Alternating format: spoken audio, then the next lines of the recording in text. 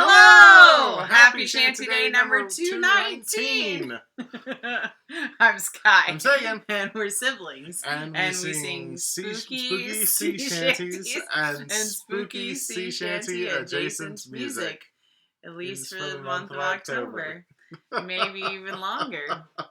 Or at least as long as we can remember how this introduction goes. Yeah, how the introduction goes. Yeah. Woof. Or some of us can remember how this introduction goes. So today... It's Wednesday. It is Wednesday. Made it to Wednesday. Hump day. Hump day. And this one's pretty old. This one is pretty old. So even though the version we're going off of was recorded in the 1850s, the practice that it describes dates back to the medieval period and was continued there commonly until the 1930s. Actually, so this is called souling song, and it is it's basically it's a carol essentially that people would sing while they were coming around to steal your souls. No. Oh. No. That's not nearly as fun. No, tying into the Catholic Church's All Hallows Eve practices. So souling was the practice of going around and collecting what were called soul cakes, also sometimes called soul mass cakes, which were traditionally made for Halloween, All Saints Day, and All Souls Day. And basically, this practice is where we get modern trick-or-treating from, right? So now it's candies handed out instead of, well, sometimes some people Cakes. hand out like baked goods and stuff that they make too. That's pretty fancy. If you're handing out baked goods for trick-or-treating, you're the real like, MVP. Yeah, no kidding. It's like people that have the full size, give yeah. out the full size candy. Well, and soul cakes were not, they're closer to cookies than they are to sort of like what we think of. Right. There's ghosts, I guess. They're here for their what we cake. Traditionally think of as cakes, perhaps they are. But so this is a song that they would sing as they would go around and stop at the door, and they would do this thing, very similar to wassailing around Christmas time. Yep. In fact, there's some text in this that actually, you'll find, if you're quite familiar with Here We Come a Wassailing, you'll recognize some of the text from this. Is it Here We Come, We Got Wassailing, or is it Christmas is Coming? It's also in some of it's the in both? verses of Here We Come a Wassailing. Yeah. Gotcha. Yeah. So this one has it has a chorus that everybody sings along with. That's super simple, and the verses themselves are pretty much in the same melody as the chorus anyway. So if you read along the lyrics, which are down below, you'll be able to follow the whole thing. Go nuts! Sing the whole thing. Do it. Mm-hmm. So the chorus goes like this: a soul cake. Please, good missus, a soul cake. An apple, a pear, a plum, or a cherry. Any good thing to make us merry. 1 for Peter, 2 for Paul, 3 for him that made us all. Stretching out that bass range. Nice. Yeah, so very simple. It's very... there's only 3 notes in it. Right. 3 tones in it, rather. Well, which, again, lends itself to...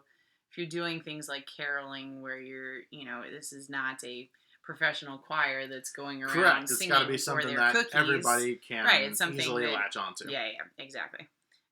Which is why you find a lot of these, early carols like this are fairly simple.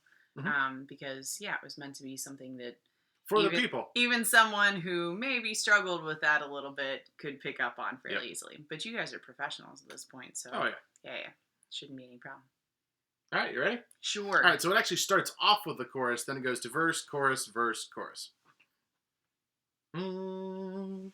A soul cake. Please, good missus, a soul cake. An apple, a pear, a plum, or a cherry. Any good thing to make us merry. 1 for Peter, 2 for Paul, 3 for him that made us all. God bless the master of this house and the mistress also, and all the little children that around your table grow.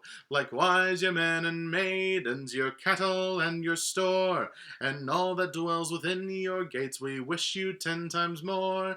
A soul cake, please good missus, a soul cake, an apple, a pear, a plum, or a cherry, any good thing to make us merry. 1 for Peter, 2 for Paul, 3 for him that made us all. The lanes are very dirty, my shoes are very thin.